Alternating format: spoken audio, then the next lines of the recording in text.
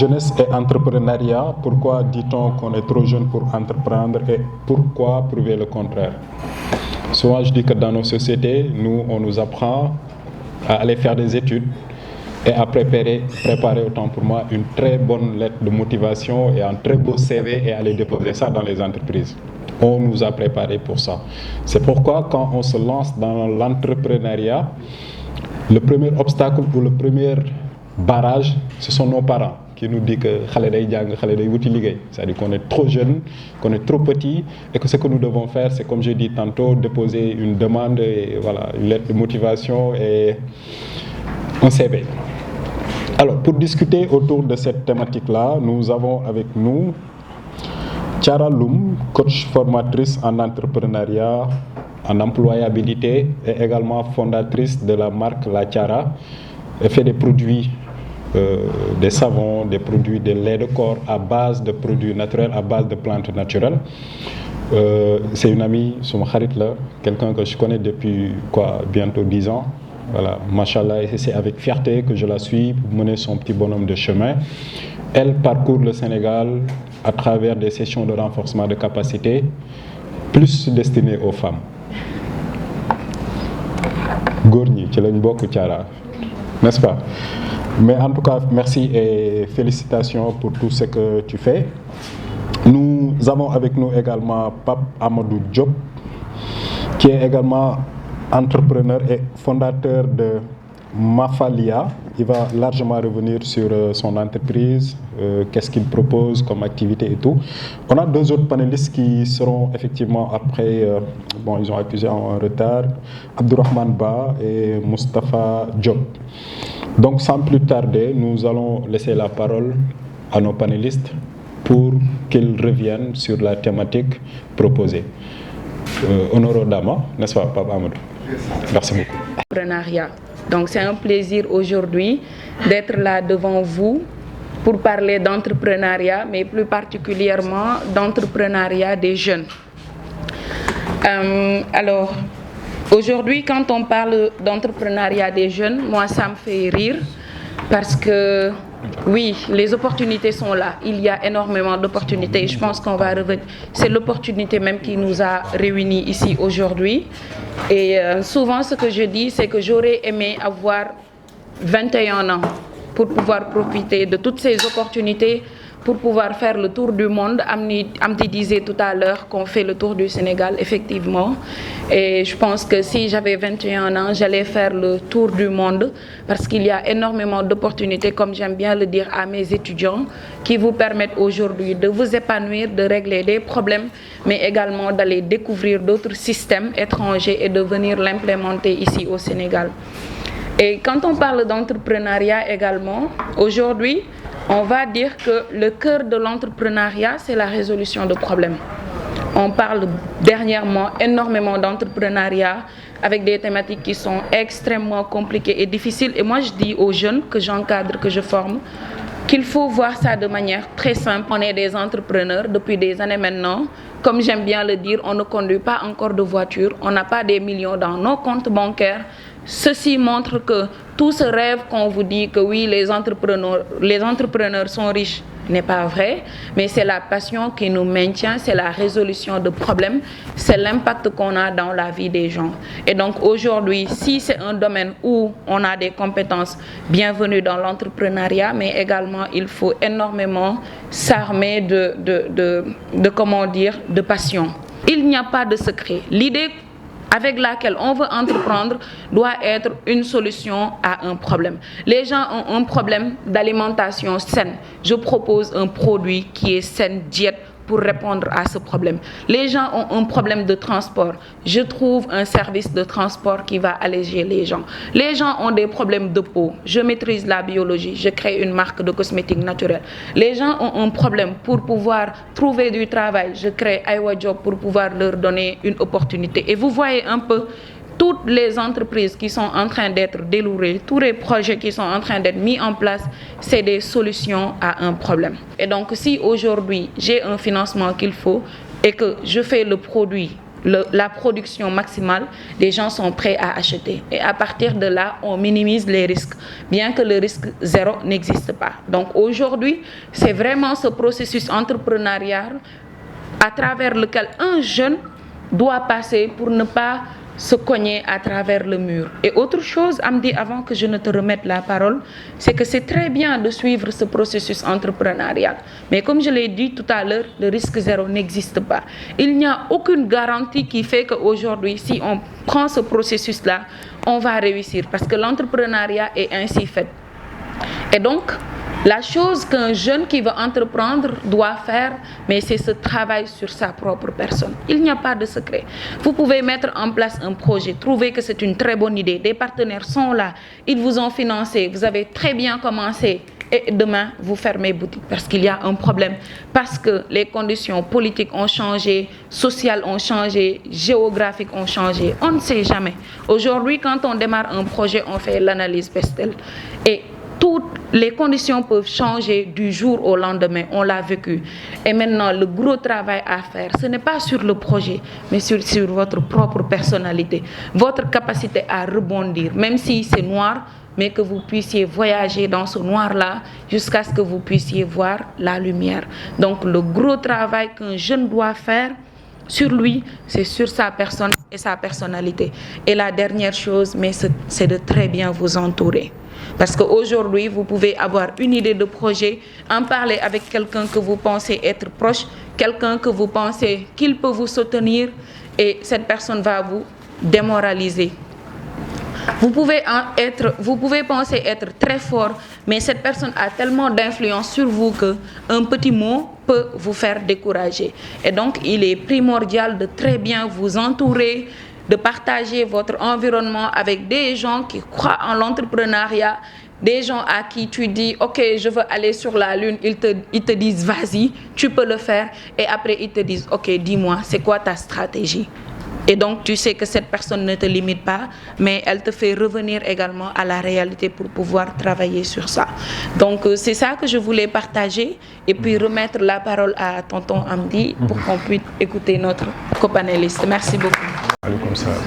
Déjà, merci beaucoup donc, pour l'exposé. Donc, je pense qu'elle a vraiment tout dit. Est-ce que je suis assez légitime donc, pour dire ça ou pour entreprendre? Souvent, s'il s'agit de jeunes, de femmes, peu importe l'âge, c'est la première question en fait qu'il faut se poser. Et cette question-là est extrêmement déterminante pour la suite. Donc, ça peut leur décourager, comme ça peut également donc, les encourager.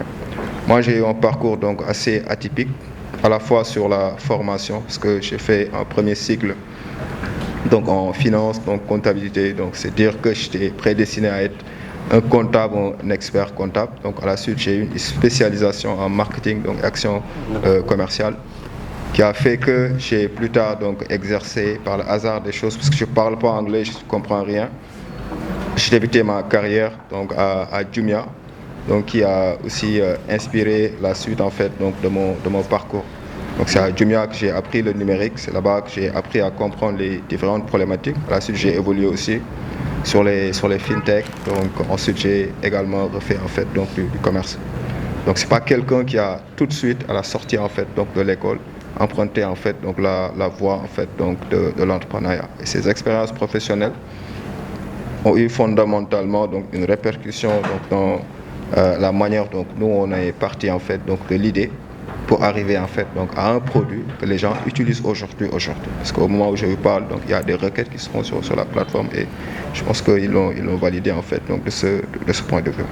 Donc ça c'est un peu par rapport à mon parcours donc de professionnel jusqu'à l'entrepreneur qui continue également donc d'apprendre pour relever également donc d'autres défis.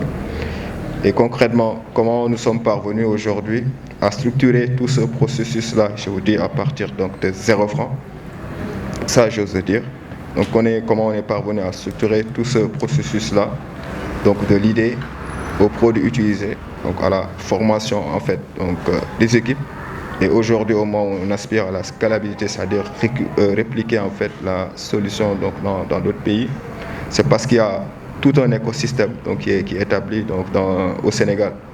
Et ça, pour nous, c'est un très grand progrès parce que ceux qui ont entrepris avant nous donc qui viennent de faire pour la plupart cette année 10 ans, ils n'avaient pas la chance qu'on a aujourd'hui.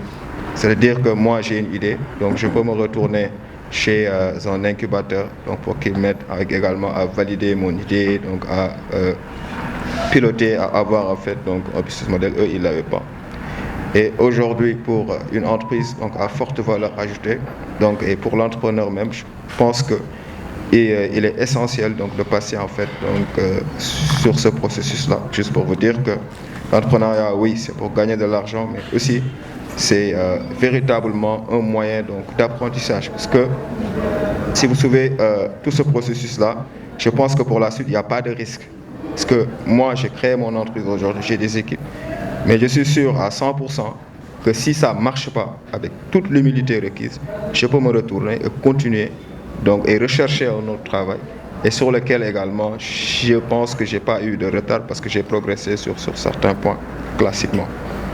Dans ce parcours, c'est ça. Donc, il y a des incubateurs donc, ils vont vous aider à affiner un peu donc, votre produit, donc, ainsi de suite. J'ai parlé également de la notion de problème, d'identifier le problème, la solution et surtout la valeur ajoutée. Et ce n'est pas que. Donc, il y a des gens qui parviennent à identifier un problème, avoir donc la solution et in fine, ils ne savent pas comment en fait donc, se faire donc, de l'argent. Donc c'est la problématique en fait donc, du business model. Comment vous allez en fait donc, monétiser en fait donc, votre service. C'est bien d'innover, mais à chaque fois dites-vous que si je crée ces solutions-là, qui me paye ma facture, qui me permet d'aller me coucher et d'avoir en fait pas le confort absolu, mais ces questions élémentaires donc, de subsistance, parce que ce que la plupart, l'entrepreneuriat n'est pas une voie pour prendre des congés sur les obligations sociales. Parce que la plupart, c'est l'erreur en fait. Donc toi, on est en Afrique, et on est en Afrique. Et aussi, quand on fait également de l'entrepreneuriat, il y a cette question en fait donc d'identité donc culturelle. Et dites-vous que vous n'êtes pas des Elon Musk, vous n'êtes pas d'autres, mais vous êtes des Sénégalais donc nés ici à Dakar, donc à Khombole ou dans pas mal de contrées. Et par le hasard des choses, vous n'avez pas donc les mêmes chances donc que Elon Musk, ainsi de suite. Donc il faut prendre en fait donc en compte donc ces composantes pour évoluer dans un environnement donc serein.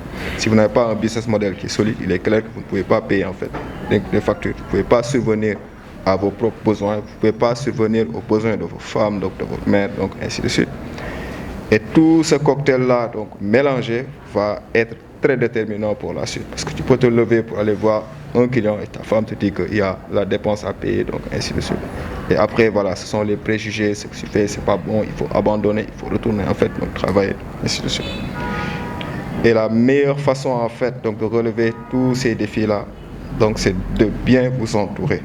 Donc quand je dis je viens vous entourer, donc ça peut être monsieur-là, ça peut être madame-là, ça peut être l'incubateur, ça peut être donc l'accélérateur, donc ça peut être pas mal en fait donc de gens. Parce que chaque instrument en fait donc peut vous aider donc à passer d'un point A à un point B et d'un point B à un point C et jusqu'à ce que vous vous rendez compte que vous avez fait le tour du pays. Donc c'est notre cas.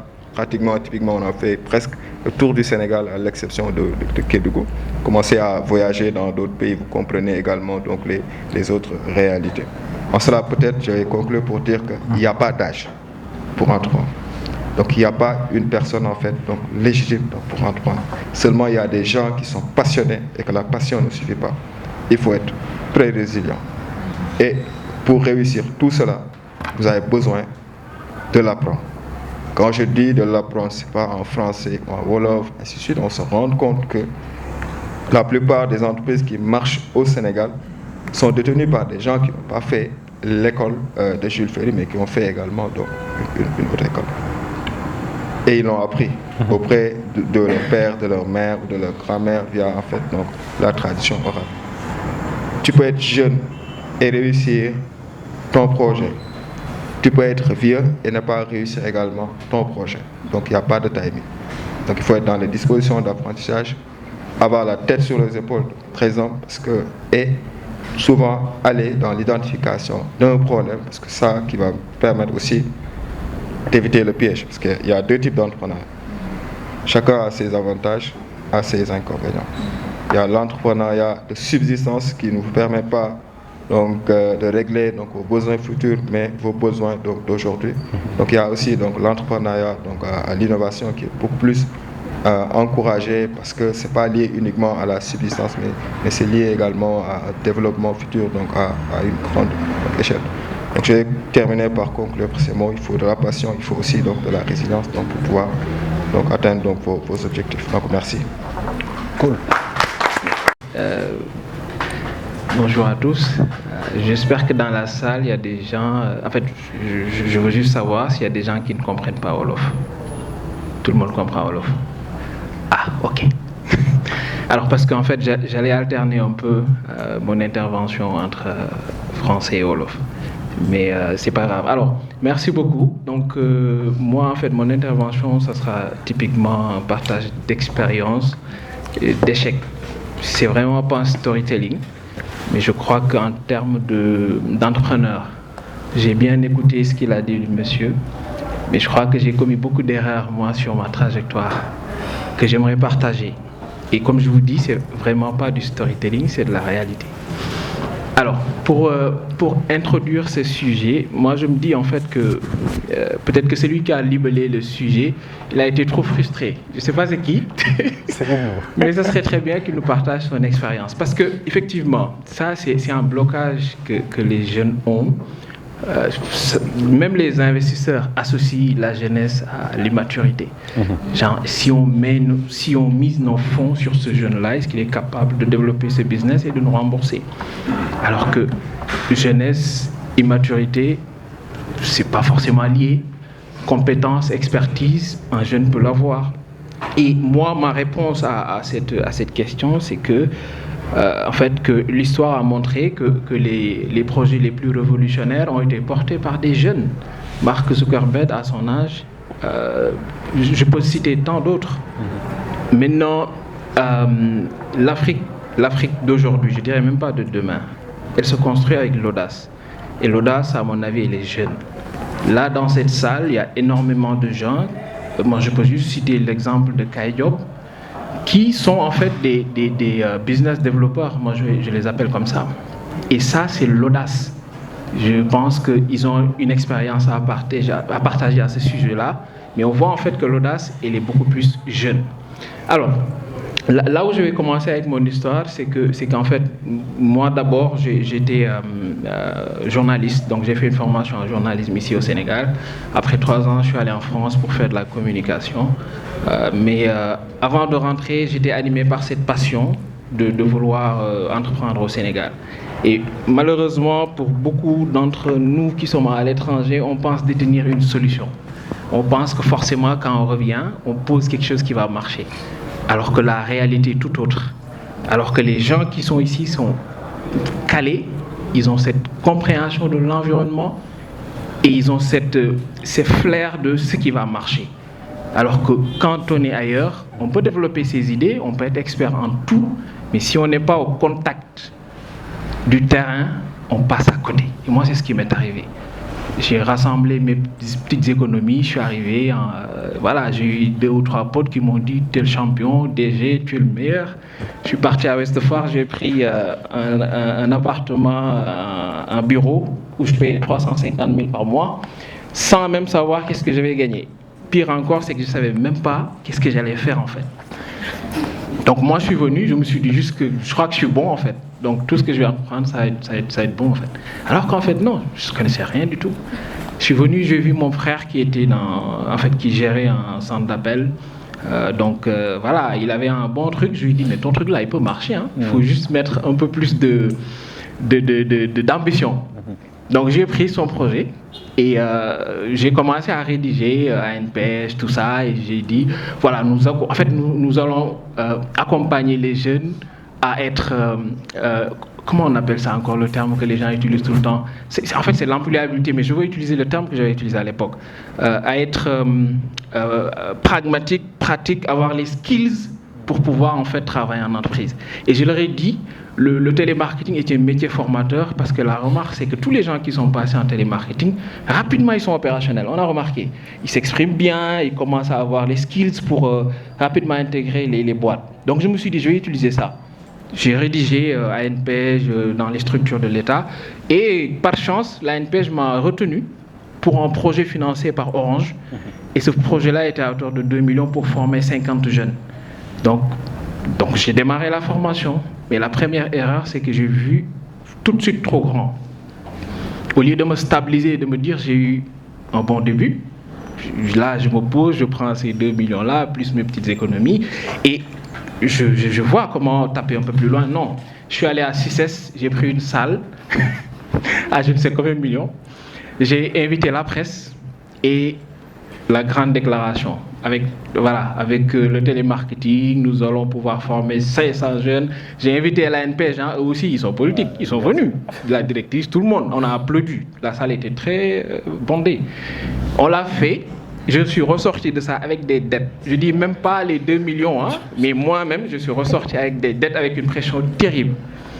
Après ça, on m'invite sur les plateaux, petit-déj, machin, je viens, voilà, le gars il s'exprime bien. On commence à appeler ma mère pour lui dire, mais apparemment c'est ton fils qui donne l'emploi dans ce pays, quoi. S'il te plaît, il faut brancher ma fille. Mais c'est comme ça, je suis rentré dans ce moule, en fait, où, encore l'erreur, c'est-à-dire, il ne faut pas tout de suite, en fait, avoir le complexe du patronat, je l'appelle comme ça. C'est-à-dire que, tout de suite, vouloir être un directeur. Je monte mon entreprise et tout de suite, pour moi, je suis un big boss, quoi. C'est moi le directeur ici. Je mets mes costumes, je m'assois, les gens prennent un rendez-vous, je viens. Alors que, à la fin du mois, si je regarde mon chiffre d'affaires, c'est négatif, quoi. Vous voyez ce que je veux dire? C'est-à-dire que, socialement parlant, ça y est, en fait, on va faire un truc transversal. C'est-à-dire qu'on va, à travers cet exemple-là, déconstruire de manière sociale, économique, cet aspect qui plombe en fait le jeune entrepreneur. Parce que sur le plan social, il y a un impact fort que les gens peuvent avoir sur toi. Et ça, c'est ta famille, ce sont tes amis, c'est peut-être les gens qui sont autour de toi. Donc en fait, quand on a fait cela, mais c'est au bout de quelques mois où tu te rends compte qu'en fait, tu as échoué. Ouais. Tu as échoué. Donc, je suis retourné en France avec cette idée de je pense que je ne reviens plus, quoi. Gars, il me dort, quoi. Alors que non, il y a d'autres pop. Carrément. Voilà, et tu rentres. Après, cette passion-là, elle est là, comme le disait tonton le monsieur. Cette passion ne nous quitte pas. Donc, en fait, pour moi, il faut absolument d'abord avoir une idée très, très claire qui répond à un besoin très très clair. En entrepreneuriat, si tu ne viens pas solutionner quelque chose, je pense que ce n'est pas la peine. C'est un besoin. Les Baol, pourquoi je crois qu'ils s'en sortent, c'est qu'ils savent où implanter leur business. Comment le faire, ce qu'il faut vendre et à qui le vendre. Je crois que c'est un modèle qu'on n'étudie pas assez. Et en fait, si on ne se laisse pas guider par nous-mêmes notre propre passion, les choses sont claires. Les choses peuvent être très très claires. Et puis l'autre aspect, je crois que c'est vraiment une démarche très très claire. Une démarche très très claire, mais vraiment personnalisée. C'est-à-dire, pour moi, il n'y a pas de guide de l'entrepreneur. Il y a juste en fait la maîtrise de ton environnement, la maîtrise de ton projet et tes fonds, quelles sont tes capacités. Parce que, comme on dit, tu ne peux pas te lever avec 0 francs et tu dis que tu vas bâtir une entreprise qui fait, je ne sais pas combien de chiffres d'affaires. Ce n'est pas possible. Il faut avoir au moins un minimum de départ. Et ne pas tout de suite voir trop grand. Peut-être se dire que voilà, step by step, mon objectif c'est ça. Cette année, l'année prochaine c'est ça. Voilà. Donc pour moi, en tout cas, cette phrase que c'est trop tôt pour en prendre, moi je ne crois pas. Et à mon avis, il faut déconstruire cette phrase-là parce qu'au jour d'aujourd'hui, en fonction des enjeux et dans notre contexte, les gens qui maîtrisent mieux le digital, qui maîtrisent mieux l'économie numérique, ce sont les jeunes. Il y a énormément de professionnels, ils sont devenus entre guillemets obsolètes. Et si c'est à notre ère, c'est notre époque, pourquoi serions-nous jeunes, en fait, assez jeunes pour faire l'entrepreneuriat? Non, c'est notre époque. Et c'est cette audace-là qui doit nous permettre, en fait, d'aller vers cette réussite-là. Donc, je vais m'en arrêter là pour le moment, Amadou. Mais c'était vraiment pour répondre à cette question-là et partager cette petite expérience. Merci. C'est excellent. Merci. Tu peux passer. Merci beaucoup. Merci pour la question également. Je ne saurais commencer sans saluer le public. Assalamu alaikum. Je vois que le public est un peu mou. Assalamu alaikum. Je veux vraiment que vous sortez de l'énergie. Assalamu alaikum. Voilà, là on peut commencer. Alors, je vais me présenter pour ceux qui ne me connaissent pas. Donc, je suis Diop Mohamedou Moustapha, donc plus connu sous le pseudonyme de Coach Profet. Je vais peut-être prendre mon exemple moi-même. Vous parvenez à m'entendre? Voilà, super, on va s'adapter. Donc, moi personnellement, lorsque j'étais en classe de, je pense, 5e, 4e, c'est là que j'ai réellement commencé l'entrepreneuriat. Donc, avant d'en arriver là aujourd'hui. Donc, j'avais commencé avec le projet que la plupart des jeunes aiment. Qui peut deviner? Le projet s'agissait de quoi? Poulailler. Poulailler, effectivement. Je pense que vous allez deviner tout de suite. Même ici à l'ADER, je pense que la plupart des projets qui reçoivent, la majorité, c'est poulailler parce que voilà, c'est rapide, il y a de l'argent rapide et aussi c'est passionnant. Donc en étant jeune, je n'avais pas beaucoup d'idées. Je ne connaissais pas c'est quoi même l'entrepreneuriat, mais j'aimais l'argent, j'ai toujours aimé l'argent. Vous voyez un peu. Donc je me suis dit que je vais faire une activité qui va me permettre de gagner de l'argent pour prendre soin de moi. C'était en classe de 5e, 4e, donc j'avais acheté 5 poussins. Et je les avais mis dans ma chambre, je les avais mis en haut, il faisait froid, je sentais qu'ils vont mourir, je les ai mis dans ma chambre, je me rappelle très bien. Et mon père est descendu, entré également dans l'appartement, il a senti une odeur assez bizarre. C'était l'odeur en fait de l'aliment qui sent un peu le tchétchak, je ne sais pas comment on le dit en français, et aussi l'odeur voilà, des excréments du poussin et tout. Donc ça sentait mauvais, mais tellement passionné par ça, je ne sentais pas l'odeur. Moi je voulais juste sauver en fait mes poussins. Donc c'est comme ça qu'il l'a découvert. Automatiquement il m'a dit carrément tu vas arrêter parce que tu dois étudier. Voilà, tu peux pas étudier en même temps voilà te lancer dans l'élevage de poulets de serre. C'est pas compatible. Soit tu arrêtes les études, je te finance, tu vas faire les poulets, ou bien tu continues les études. Donc il m'avait fait un ultimatum et c'est comme ça que j'ai arrêté. Voilà, j'ai remis les poussins en haut, voilà, ils meurent un à un parce qu'il y avait, voilà, c'était un peu froid la période et voilà, il n'y avait pas un bon suivi parce que je faisais mes études à côté. Donc je peux dire que c'est là-bas que j'ai commencé à entreprendre, à gagner un peu d'argent. Après, bon, comme vous l'avez dit, mon père pensait que j'étais très jeune pour entreprendre, pour gagner de l'argent. Ma mère, idem. Donc c'est comme ça que j'ai arrêté ça. Et je me suis dit que bon, je vais tout faire pour valider très rapidement, avoir le baccalauréat. Et au sortir du baccalauréat, je vais lancer un business vraiment digne et responsable. Et c'est comme ça que j'ai fait. Et je n'ai pas arrêté. Souvent, j'achetais des choses. Je vendais à mes camarades de classe petit à petit. Tout le monde me connaissait sur ça, que toi, tu aimes l'argent, tu aimes la vente, achat. Et réellement, après, lorsque j'ai eu mon baccalauréat, j'ai suivi le commerce. J'ai fait des études de commerce jusqu'à la licence. Et quand j'ai eu mon baccalauréat, c'est là que j'ai réellement repris en fait l'entrepreneuriat. Donc, je suis resté trop longtemps. D'habitude, les orientations, ça dure un peu. Donc, je suis resté trop longtemps sans rien faire, comme la quasi-totalité des étudiants. Et je me couchais tous les jours presque à 3h, 4h du matin. Je me levais à 12h. Donc, je n'avais pas de programme parce que tu as ton bac, tu attends qu'on oriente. Je faisais absolument rien. Et je ne me rendais pas compte que ce n'était pas une bonne habitude en fait. Et ma mère, elle, brave qu'elle est, elle se levait chaque jour à 4h du matin. Elle rentrait à la maison vers 18h, 19h. Et un jour, elle m'a trouvé dans ma chambre. L'umuma wakul amul. Voilà.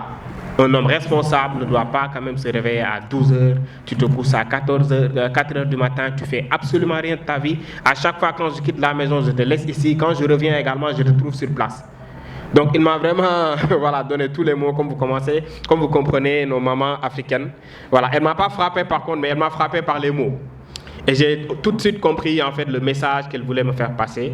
Elle voulait me pousser à vraiment faire quelque chose. Parce que je ne pouvais plus continuer comme ça à attendre 1 mois, 2 mois, 3 mois. Tu te lèves chaque jour, tu regardes des séries, voilà, tu regardes le football. Donc c'était pas du tout en fait une voie que tout parent aimerait que son fils prenne. Et c'est aussitôt que j'ai compris son message. Et après, qu'est-ce que j'ai fait pour essayer de gagner quelque chose et pour prouver à ma mère que je suis un fils vraiment responsable et digne. Donc j'ai fait en fait la maçonnerie. Je suis devenu en fait aide-maçon pendant presque 3 mois et personne de ma famille ne le savait. Moi je pense que c'est ce pourquoi-là qui m'a aidé. Je pense que c'est cette journée-là où ma mère était venue dans ma chambre, elle m'a parlé. Je pense que ça m'a servi de motivation. Ça m'a servi en fait de raison pour vraiment travailler dur pour réussir. Pas pour moi seulement, mais pour ma famille. Pas pour moi seulement, mais pour la communauté. Donc l'essentiel est de comprendre que voilà, il ne faut pas se dire que je suis trop jeune pour me lancer dans l'entrepreneuriat, je manque d'expérience pour me lancer dans l'entrepreneuriat, je manque de financement également pour me lancer dans l'entrepreneuriat. Aujourd'hui, tout ce qu'on fait, tous les événements qu'on organise, notre entreprise, tous les projets que l'on réalise également, on n'a jamais eu de financement. On a tenté également au niveau de l'ADER, etc., etc. On a écrit des projets, on n'a pas eu la chance peut-être d'être choisi, on n'a pas eu la chance de bénéficier d'un financement, mais ça ne nous a pas empêché vraiment de faire ce qu'on est en train de faire aujourd'hui. Donc ce qui veut dire que commencez et faites ce que vous en fait pouvez, avec les moyens qui sont disponibles. On le dit souvent, il y a une citation qui le dit, quand on n'a pas les moyens de sa politique, on fait la politique de ses moyens. Donc c'est ce qui va vous aider vraiment à réussir dans l'entrepreneuriat. Ce n'est pas de l'argent, ce n'est pas les relations, mais c'est surtout également la détermination, c'est la passion, c'est la persévérance. Et je pense que si vous avez ces 3 P-là, comme l'a dit Amdi tout à l'heure, vous allez pouvoir réussir et prospérer. Ça va prendre le temps que ça va prendre, mais sûrement ça va venir. Il faut juste y croire et ne jamais, jamais abandonner parce que vous allez rencontrer également énormément de choses, énormément de problèmes vont venir. Si vous n'êtes pas vraiment prêt à gérer les problèmes, sachez que l'entrepreneuriat, ce n'est pas fait pour vous. Parce que tant que vous avez des ambitions qui sont énormes, vous aurez des problèmes qui seront à la hauteur de ces ambitions-là. Donc, il faudra juste être muni d'une mentalité d'acier si vous voulez vraiment réussir. Moi, je n'ai pas encore commencé parce que par rapport à la vision que j'ai, par rapport aux ambitions que j'ai, je pense que je ne suis même pas à 10% de ce que je veux vraiment réaliser. Mais c'est toujours bien parfois de se valider, de se dire à un moment donné qu'aujourd'hui, les ambitions que tu avais depuis tout petit, tu commences à les réaliser petit à petit. Et je pense que vous également, vous devez faire pareil. Soyez fiers de vous, soyez fiers de l'état où vous êtes actuellement et essayez également de sortir, de rencontrer de nouvelles personnes, de réseauter. Parce qu'on le dit aujourd'hui, un bon numéro de téléphone souvent vaut mieux qu'un master 2. Tu as le bon contact. Tu as le contact qu'il faut, tu peux avoir tous les diplômes du monde, tu connais personne, tu sors pas, tu t'ouvres pas, tu ne te fais pas connaître, les gens ne pourront pas te découvrir réellement pour t'exploiter. Donc il faudra sortir comme vous le faites et je vous en félicite, il faudra réseauter, il faudra apprendre, il faudra voyager et je pense que c'est ce qui va vous aider à vraiment arriver à vos fins. Donc sur ce, pour ne pas faire une tirade, je vous remercie. Merci. Merci. Bien. Moi, on m'appelle Fabien de Maïssi. Je me considère pas vraiment comme un entrepreneur. J'ai juste 21 ans. Je suis étudiant en ingénierie réseau et système décisionnel à l'école d'ingénieurs de ISM. Et donc, en ce moment, je développe une application qui permet de... Déjà, moi, je suis gabonais, ici au Sénégal. Et une problématique que j'ai identifiée, c'est qu'en tant qu'étranger ici, on a souvent du mal à recevoir de l'argent de nos parents qui sont restés au pays. Et donc, on sait qu'aujourd'hui, dans nos sociétés, déjà, qui d'entre vous ici utilise du mobile money, c'est-à-dire Orange Money ou Wave? Qui d'entre vous ici utilise? Vous pouvez lever les mains. Ah, vous voyez, la majorité de la population utilise ça. Donc moi, je me dis, aujourd'hui, on vit dans une société subsaharienne qui est très peu bancarisée. Donc la plupart des personnes n'ont pas accès au système bancaire traditionnel, c'est-à-dire aller à la banque, créer un compte pour facilement transférer de l'argent à l'international. Donc pourquoi pas réunir les pays en utilisant le mobile money. D'où je viens, on utilise Airtel Money. Tout le monde utilise Airtel Money. Un peu comme ici, tout le monde utilise Wave et Orange Money. Donc moi, je crée une application qui permet justement de relier les deux plateformes, de transférer de l'argent entre les deux pays en utilisant les moyens de paiement locaux. Mais ce n'est pas tout. Mon application permet aussi de faciliter les systèmes de tontines et aussi des cotisations. Par exemple, dans nos sociétés, plein de femmes font des tontines pour arrondir les fins du mois, pour améliorer leurs conditions de vie et toucher un peu plus d'argent à la fin du mois. Mais souvent, ces pratiques-là sont mal encadrées. On donne l'argent à ceux qu'on appelle une mère tontine, chez qui on dépose l'argent. Cette personne n'est peut-être pas digne de confiance, peut fuir avec l'argent. Donc, dans mon application, c'est un système qui est centralisé carrément. Tout le monde a la possibilité de voir en temps réel combien chaque participant a déjà cotisé, est-ce qu'ils sont en retard, chacun reçoit des notifications de qui n'a pas encore payé, combien il doit payer. Mais aussi, il y a la possibilité d'organiser des cotisations pour des événements, anniversaire, sortie entre amis, mariage. Pareil, quand on veut faire des cotisations pour un événement, on choisit une personne chez qui on va déposer les fonds. Les fonds ne sont souvent pas centralisés. Certains vont envoyer par Wave, d'autres vont envoyer par Orange Money, d'autres vont donner en espèces.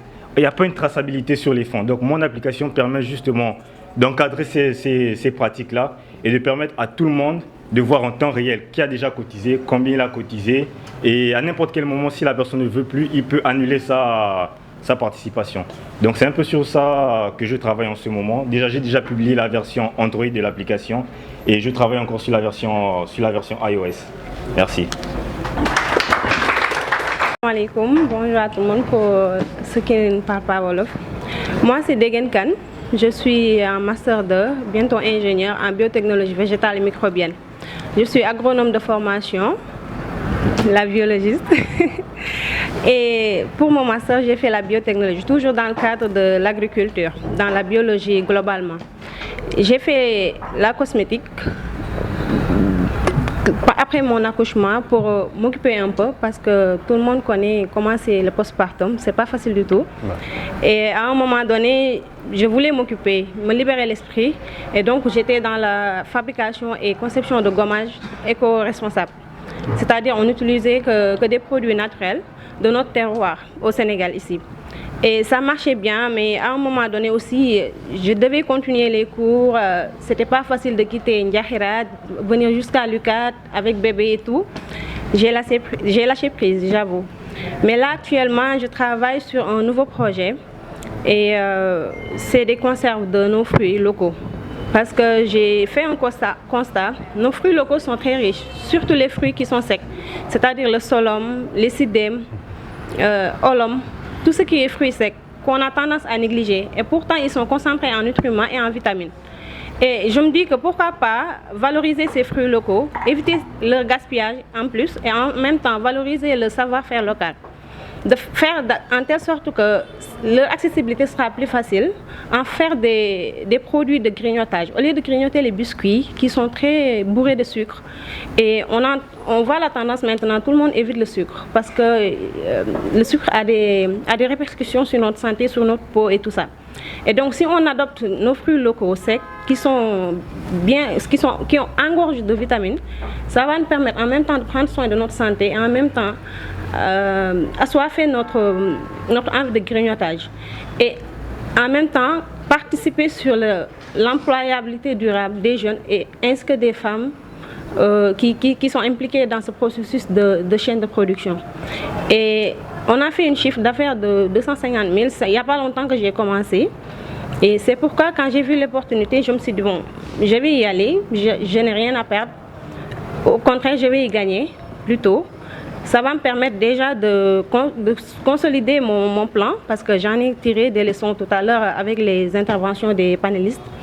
Et surtout que aussi, je vais faire en même temps d'une pierre deux coups parce que je veux profiter de la création de contenu pour attirer la clientèle. Ce que Moustapha a broché tout à l'heure et aussi quand j'ai vu Lena aussi, ça a fait un tilt dans ma tête parce que je la suis sur les réseaux et je me disais que je m'inspire d'elle aussi. Je m'inspire d'elle. Donc cette opportunité, ça m'a vraiment aidé, ça m'a vraiment boosté en plus. Excellent. Et merci pour ça et merci à vous tous. Merci. Excellent. Je pourrais parler tout à l'heure parce que ce genre d'occasion-là, peut-être ça ne se présente pas tous les jours. Et quand vous avez ce genre d'occasion, il faut vraiment en profiter. Parler de vous, parler de votre activité. On ne sait pas qui est là, on ne sait pas qui peut peut-être devenir un partenaire, un client, etc., etc. Donc félicitations et tous nos encouragements pour vos différents projets. Rapidement, je vais apporter un élément de réponse par rapport à la question concernant KaiJob. Après, on projette la vidéo et on donnera la parole aux panélistes. Je pense qu'Abdourahmane a une information qui pourra vous intéresser. Alors, au sein de KaiJob, ce que nous faisons, à la base, nous avons mis en place KaiJob parce qu'on a fait un constat, c'est qu'il y a beaucoup de jeunes entrepreneurs sénégalais qui peinent à avoir de la visibilité, surtout au niveau des médias classiques. On nous propose souvent ce qu'on appelle le système LMD, lutte, musique, danse. C'est bien pour les acteurs culturels, mais quand ça en revient à foison sur l'antenne, ça devient parfois un peu ennuyeux. Alors qu'il y a des jeunes entrepreneurs qui parfois ont besoin que de 5 petites minutes de télé pour faire passer leur information, leur business et en vue de se faire connaître. Malheureusement, beaucoup de jeunes n'avaient pas cette possibilité-là. Force est de reconnaître qu'actuellement, les télés, les radios font beaucoup d'efforts en recevant des entrepreneurs, leur donner la parole pour qu'ils parlent de leur business. Nous, on s'est dit, il y a un outil qui s'appelle Internet, qui est utilisé par plus de 3 milliards de personnes, qui est très important. La puissance de Internet, Coach Profil l'a parlé tout à l'heure, Chara et Abdourahmane aussi ne démentiront pas. Donc, pourquoi ne pas utiliser ce réseau-là, ce canal de communication pour mettre la lumière sur les jeunes entrepreneurs? À la base, c'était ça l'idée de Kai Job, de mettre en place une émission qui s'appelle Kai Job, qui partait en immersion chez le jeune entrepreneur, prendre tout le processus de son travail et diffuser ça sur Internet, mais aussi mettre des publications sur nos réseaux sociaux. Donc l'idée c'était ça, mais comme on dit, l'appétit vient en mangeant, et après les retours que nous obtenions souvent, nous ont donné d'autres orientations, parce que le besoin n'était pas toujours forcément en termes de visibilité. D'autres venaient, n'avaient pas besoin de visibilité, mais avaient besoin d'un accompagnement technique. Et comme Léna l'a dit tout à l'heure, avant de mettre en place Kai Job, tous les membres de Kai Job étaient déjà dans l'entrepreneuriat. Moi, en 2020, j'ai démissionné d'une ONG où je travaillais, et lorsque j'ai démissionné, j'avais même pas 100 000 francs pour me denc quoi. Yalla xam na ko. Mais j'en avais marre d'être dans un bureau carré de 8h à 17h. Je me suis levé, je me suis dit, bon, écoute, ça va quoi, je vais essayer de tenter autre chose. J'ai démissionné, j'ai fait 1 an et presque 6 à 7 mois, mon père n'était pas au courant. Parce que chaque jour, je me donnais pour bagner la sayaï def, me défendre quoi. Paix à son âme. Après, lorsqu'il a compris que j'avais démissionné, il m'a encouragé, il m'a dit, vas-y, fonce, yalla na la yalla jappalé. Maintenant, au sein de Kai Job, comment est-ce que nous accompagnons les entrepreneurs? C'est en fonction du besoin de l'entrepreneur. Lorsqu'on nous appelle, un entrepreneur nous appelle Kai Job, nous on n'a pas de solution calquée quelque part qu'on prend et qu'on injecte à tout le monde. Ce que je dis, il n'y a pas plus tard qu'hier, une dame m'a appelé et m'a dit la même chose. Kai Job accompagnement. On lui dit que tu passes au bureau pour que l'on puisse faire un diagnostic bien approfondi en vue de connaître exactement quel est votre besoin. Et c'est à partir de là qu'on met en place un programme d'accompagnement. Parce qu'il peut arriver à ce qu'une personne vienne nous voir et que son problème dépasse nos capacités. Ça peut arriver. Et c'est pourquoi on s'est entouré d'un réseau de coachs, de formateurs, etc., etc. Comme ça, si toutefois l'entrepreneur, son besoin dépasse nos prérogatives, on n'hésite pas une seule seconde à lui dire va voir coach Chara, elle peut t'aider là-dessus, va voir Prophet, va voir Abdourahmane, etc., etc. Donc encore une fois de plus pour dire que l'accompagnement que nous proposons aux entrepreneurs, c'est en fonction de leurs besoins. C'est bon, je pense que j'ai essayé d'être. Donc on va projeter le film, une vidéo de 5 petites minutes. Et comme je dis, après nous donnerons la parole aux bénéficiaires du programme Anne Gichard. Et... Je suis entré dans l'entrepreneuriat. Bonjour à tous, je suis Ibn Khalis Maraba, nationalité sénégalaise, fondateur de NG. NG est une start-up ambitieuse qui aspire à révolutionner l'artisanat en Afrique. Je pense que l'entrepreneuriat, c'est juste peut-être une montagne que tu vas traverser et après c'est fini. Sans savoir que tu peux aller jusqu'en haut, retomber jusqu'au bas.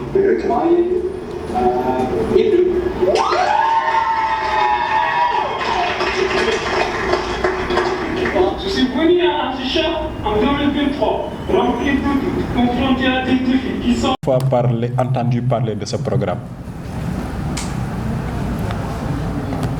Sur combien de personnes? C'est-à-dire le problème en fait que nous avons est que ce programme-là est assez bénéfique, assez intéressant pour les jeunes entrepreneurs de toute l'Afrique. Mais d'après Ibnou, il m'a fait savoir que il n'y a que pratiquement les pays anglophones qui souvent ont plus la chance de bénéficier à ce genre de programme. Et principalement pour 2 raisons. La première raison est que chez nous au Sénégal ou dans les pays francophones, nous avons du mal à remplir correctement les formulaires d'inscription, la paresse intellectuelle. C'est ce qui fait que nous n'avons pas souvent la chance de bénéficier à certains programmes. Quand nous avons un formulaire, on a la flemme de le remplir, de le renseigner comme il se doit. L'autre problématique, l'autre raison, c'est la rétention d'informations. Moi, da ngay jot xibaar moo am solo loolu nga téye ko. En fait, parfois dañuy nay. Nous ne voulons pas que nos pères, que nos camarades, que nos amis bénéficient de certains avantages que nous avons. Aujourd'hui, ce programme concerne les jeunes qui sont entre 15 et 22 ans, si ma mémoire est bonne. Moi, je tombe sur cette information. J'ai dépassé l'âge de 22 ans. Je me dis, bon, écoute, donc, grave, jarul ma koy partager quoi. Mais à côté, il y a là mes jeunes frères et sœurs qui peuvent en bénéficier.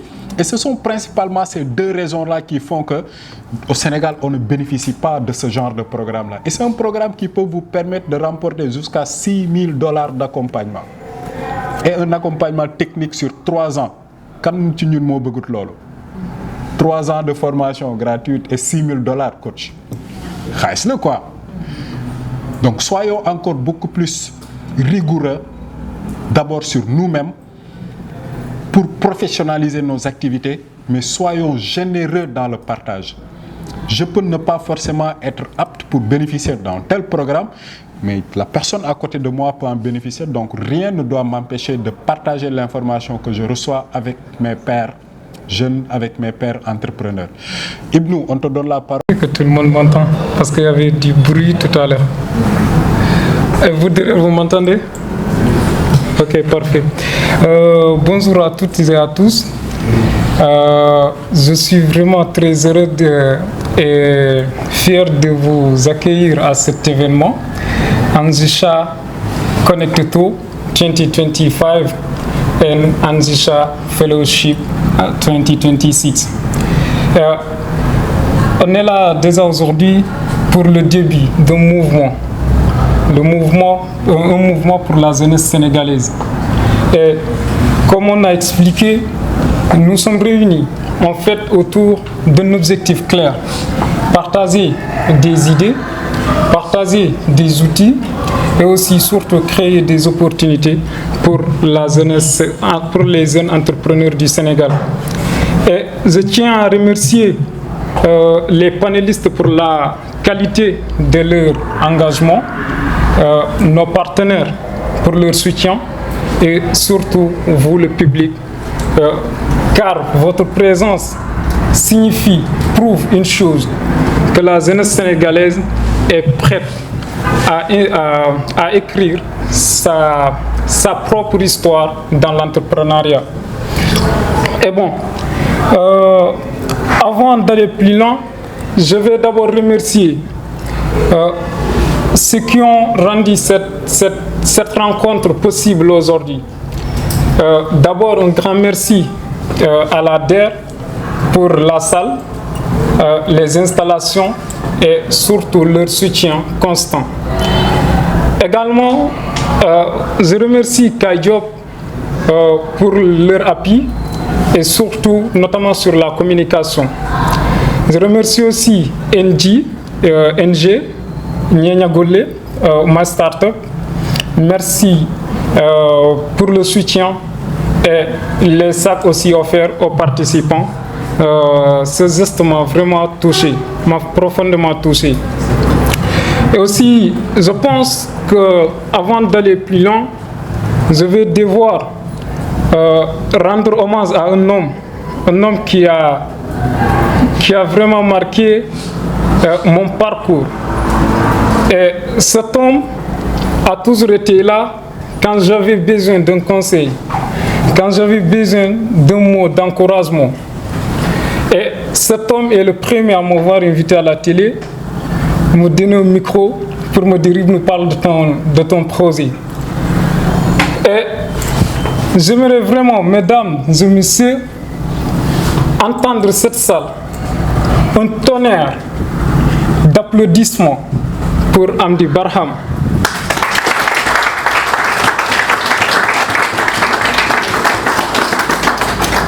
Bon, merci à vous, merci Amdi. Vous savez, dañu ne laaxum daaw buñ koy nettali daaw baren cafka bee tax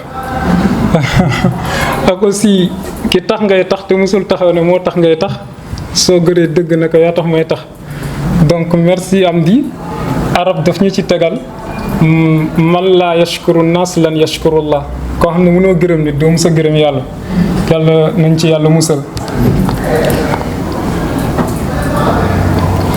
Bon, je me présente, je suis Ibnou Khair Ismaïla Ba, fondateur de NG.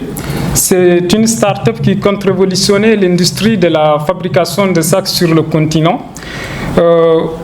nous avons deux objectifs. Le premier, nous avons deux buts. Le premier, c'est de créer la première usine de fabrication de sacs sur le continent et avec des antennes dans 10 pays africains. Le deuxième, c'est de faire en sorte qu'un produit de NG se trouve dans chaque bureau et chaque chambre à travers le monde d'ici 2041. Maintenant, si je suis là aujourd'hui, ce n'est pas pour parler de NG, c'est pour parler d'un programme qui a changé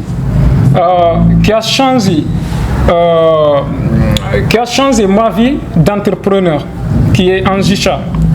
En fait, Anjisha est créé en 2010, mais depuis 2011, ils accompagnent 25 meilleurs jeunes entrepreneurs africains. Et malheureusement, entre guillemets, pour nous, le Sénégal, il n'y a que 3 qui ont été sélectionnés. 2016, 2019 et 2023. Souadou, Sali et 2023, c'était moi. Et quand je suis parti, après l'accompagnement, c'est toujours pas encore fini, mais quand même ils nous ont invités, nous les codes de 2023, ils nous ont invités en Afrique du Sud en juillet dernier. Quand je suis parti là-bas, je voyais qu'en fait, il y avait d'autres nations qui ont eu 3 ou 4 personnes, 4 représentants dans le même code. Et que moi, c'était le seul Sénégalais.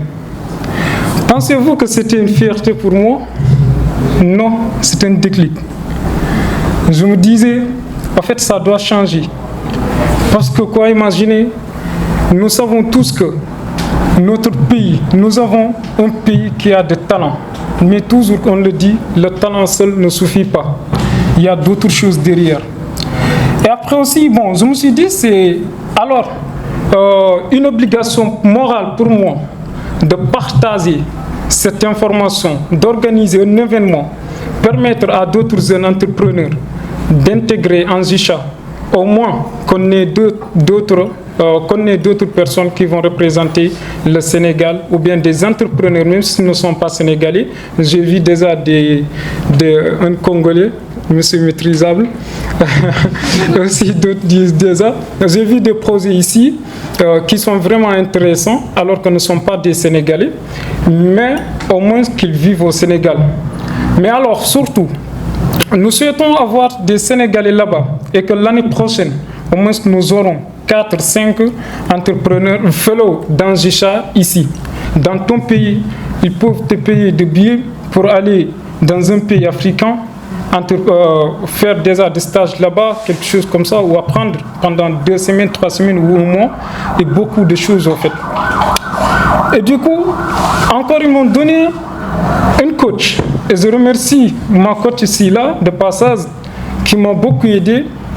Et une coach qui va faire call avec toi chaque mois, qui va voir comment va ton entreprise et toi-même comment tu vas. Et donc Anjisha ne m'a pas seulement aidé à construire mon entreprise, mais Anjisha a construit l'entrepreneur que je suis devenu aujourd'hui. Anjisha a fait de moi un entrepreneur complet. Donc en 2023, 2024 et 2025. Et le plus important, c'est pas seulement ça. Quand ils m'ont invité en Afrique du Sud, quand je suis parti là-bas, j'ai présenté mon projet devant les anciens fellows d'Anjisha, le DG d'Anjisha et aussi des investisseurs en Afrique du Sud. Aussi, ils m'ont mis en contact avec des partenaires là-bas. Donc, j'ai eu des partenaires. Nous avons, notre équipe, notre entreprise a eu des partenaires en Afrique du Sud. Et ensuite, Anjisha a des contacts partout en Afrique. Ce qui veut dire, aujourd'hui, quand nous voulons partir n'importe où nous voulons aller en Afrique, c'est facile comme boire de l'eau parce qu'il y a déjà des partenaires qui sont là-bas. Et nous tous, nous sommes dans le même groupe et on échange tout le temps. Donc ce sont des réseaux qu'Anjisha a créés pour nous. Et comme on a dit tout à l'heure, je pense, pourquoi déjà il n'y a que 3 Sénégalais là-bas? Je ne vais pas trop en parler parce qu'il y a Amdi qui en a parlé, il y a aussi les panélistes qui en ont peu parlé et que sama stage dafa doon ne soo bëggee ñëpp xam ne amoo xam-xam da ngay xaar ba borom xam-xam wax ba pare nga bëgg ñoo créer xam-xam boobaa ñëpp xam ne amoo xam-xam te man bëgguma ngeen xam ne aw ma xam-xam donc lu may wax tout simplement ce que je veux dire en fait, on ne partage pas les informations. J'ai plus de 22 ans, j'ai plus de 25 ans, j'ai plus de 30 ans. Pourtant, il y a ma nièce peut-être, il y a mon petit frère, il y a une cousine, il y a quelqu'un déjà dans mon entourage qui a cet âge-là, qui a, même si c'est une idée. Il y a des gens, en fait, en gestion ne cherchent pas forcément le projet, mais tu peux avoir une idée. Ils vont t'encourager. Peut-être dans un an, ils vont te prendre. Et alors, tu peux voir quelqu'un qui a une idée, au lieu de l'encourager et tout, tu vas tout simplement dire que, alors toi, tu n'es pas éligible, alors basta, tu mets ça dehors. Donc, c'est l'un des problèmes. Et aussi, ce qu'Andy a dit tout à l'heure, je ne vais pas y revenir. Disons, pour terminer, avant de vous donner le code QR pour essayer de postuler en JICHA, pour le Fellowship 2026, disons, je vais juste encourager les jeunes et vous dire, vous n'êtes pas trop petit pour entreprendre. Vous n'êtes pas, c'est pas trop tôt. Vous savez, au Sénégal, ils ont l'habitude de nous faire croire une chose. Ton logo, foy en baynak. Alors déjà, tu vois quelqu'un qui a 25 ans, 30 ans, on dit ton logo, foy en baynak. Alors, vous voyez. Et du coup, alors, on vous encourage, même à l'âge de 8 ans, 10 ans, c'est là qu'on commence en fait. Comme Char disait tout à l'heure, il faut entreprendre parce que il faut am temps, il faut am énergie, il faut am yenn xalaat yi, amo dépense, amo gaz jeex na, amo yoyu, il faut entreprendre. C'est un peu ça. Maintenant, je ne vais pas trop parler parce qu'on devait libérer la salle depuis. damay wax li sëñ bi waxoon taalibe mi rek wax naa ngeen dëgg def naa ngeen gis maintenant mon serpent est descendu sama jaan wàcc